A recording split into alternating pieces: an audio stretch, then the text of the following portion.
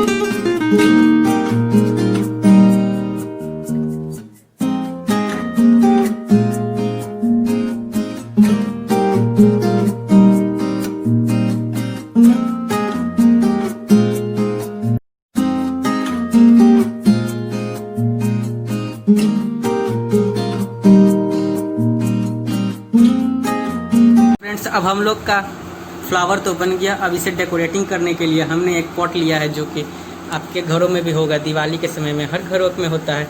तो हम इसमें सैंड डालेंगे थोड़ा सा।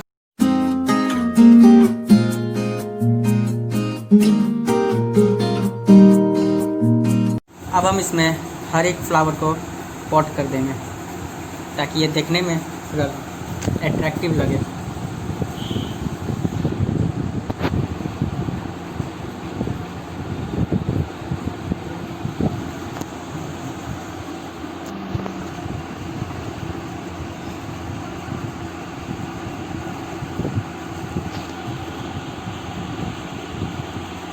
ये हमने रोज़ का फ्लावर बनाया था।